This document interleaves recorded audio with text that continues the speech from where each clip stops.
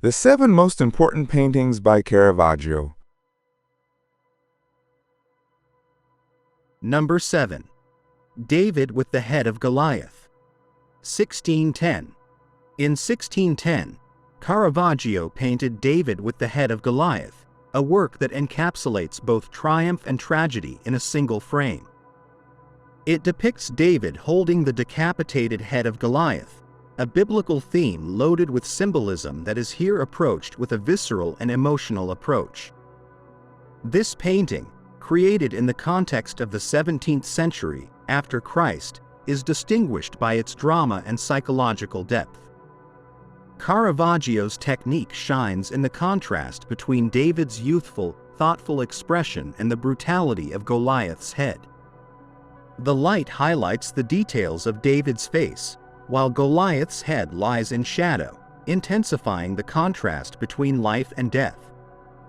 The tension in David's posture and Goliath's vacant gaze convey a silent narrative that goes beyond the biblical story. Goliath is said to be a self-portrait of Caravaggio himself, suggesting a level of introspection and penitence. This detail, along with David's solemn expression, makes this work more than just a depiction of victory. It is a study in the duality of being human, guilt, and redemption. Often considered one of Caravaggio's most personal paintings, the painting serves as a reminder of his legacy and how he transformed Western art with his innovative approach. Number 6. The Capture of Christ. 1602. In 1602, Caravaggio created The Capture of Christ, a work that immortalizes the moment when Judas betrays Jesus with a kiss, leading to his arrest. Set against the backdrop of the 17th century after Christ, this painting encapsulates the drama and tension of one of the most significant events in the New Testament. The composition is dominated by intense chiaroscuro that highlights the character's gestures and expressions. Christ's desperate gaze contrasts with Judas' calculated betrayal, while the soldiers, in their shining armor, intensify the oppressive atmosphere. Every detail, from Jesus' outstretched hands to the wrinkles on their faces, adds emotional depth to the scene. In historical terms, this work was commissioned for an influential family in Rome, underlining Caravaggio's relevance in the artistic and religious circles of his time.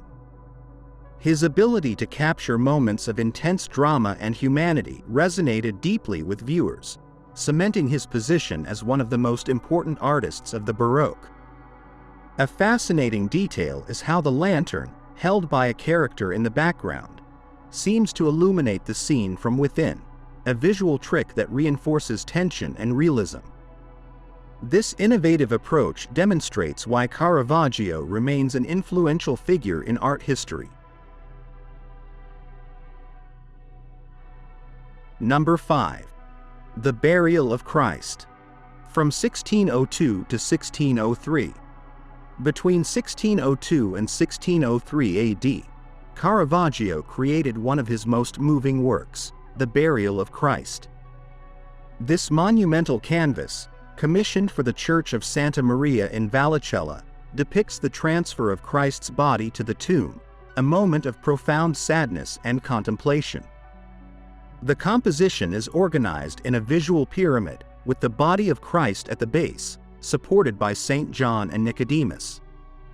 The Virgin Mary, accompanied by Mary Magdalene and other figures, expresses a contained pain that is reflected in their faces and gestures.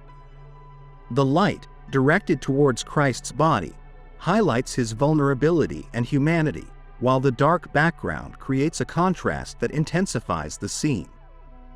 Caravaggio employs a limited palette and extreme naturalism, which gives the work a unique emotional force.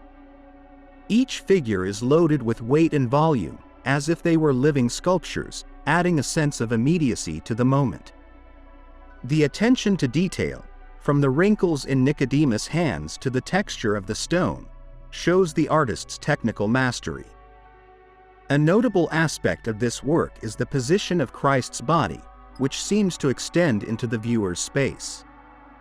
This device, innovative for the time, invites the observer to participate in the act of depositing the body, creating a deep emotional connection with the scene. Number 4.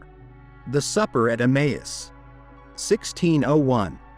In the year 1601 AD, Caravaggio presented the Supper at Emmaus, a work that captures the revelation of the risen Christ to two disciples. This event, taken from the Gospel of Luke, is depicted with a dramatic intensity characteristic of the artist's style. The scene takes place in a domestic environment where everyday details contrast with the divine nature of the event. The composition stands out for its dynamism. The surprised disciples react with sweeping gestures that seem to extend beyond the frame. Christ, in the center, is depicted calmly as he blesses the food. The use of chiaroscuro draws attention to the faces and hands of the characters, emphasizing the emotional tension of the moment. The objects on the table, painted with stunning realism, symbolize the abundance and fragility of life. This work marked a milestone in Caravaggio's career, consolidating his ability to fuse the everyday with the transcendental. His depiction of Christ as a human and divine figure at the same time revolutionized religious imagery, challenging the expectations of the time. A fascinating detail is the inclusion of a roasted rooster on the table, which some interpret as a reminder of the episode of Peter's denial, adding a layer of subtle but powerful symbolism.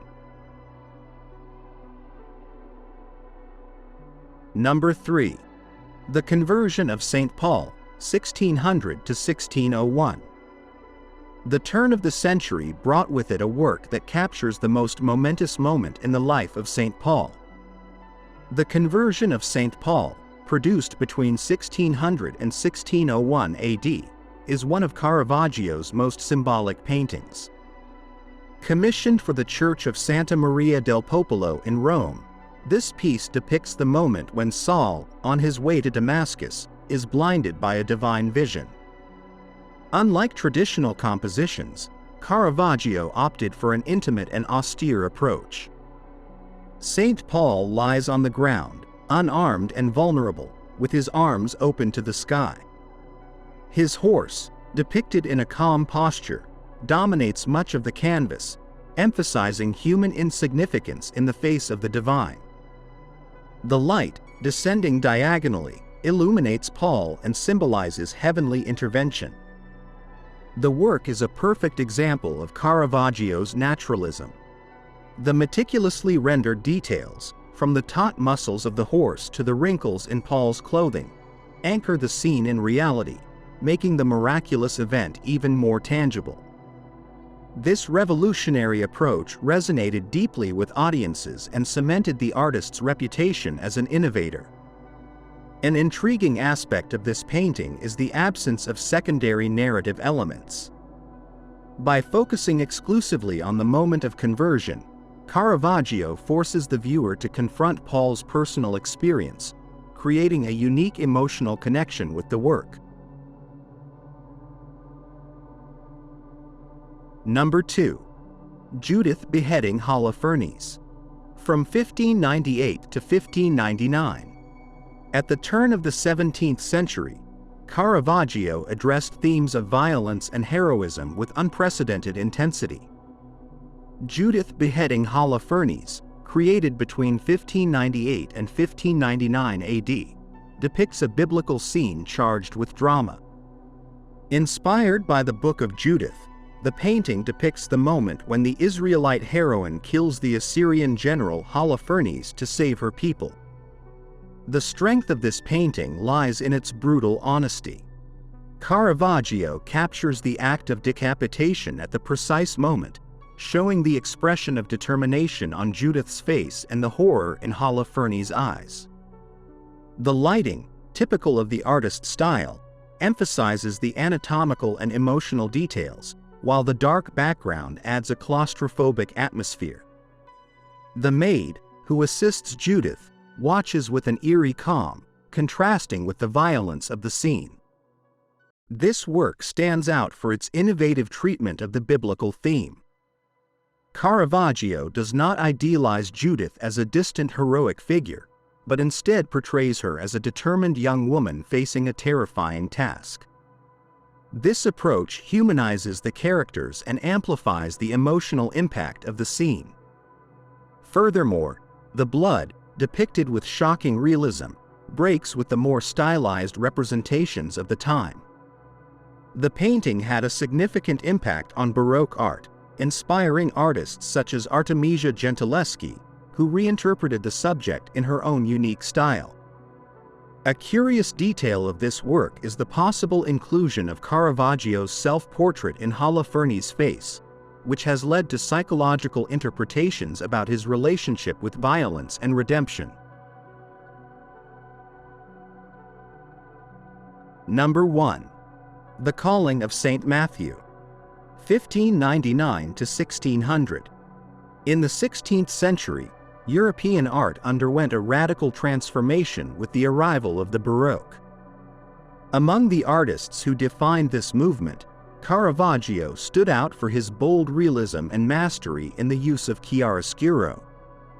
The Calling of St. Matthew, created between 1599 and 1600 AD, is a masterpiece that exemplifies these qualities.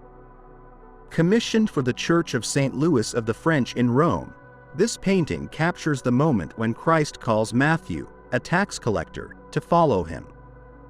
The composition of the work is a study in visual and emotional contrast. Light, used in an almost theatrical manner, divides the canvas into two worlds, the earthly and the divine.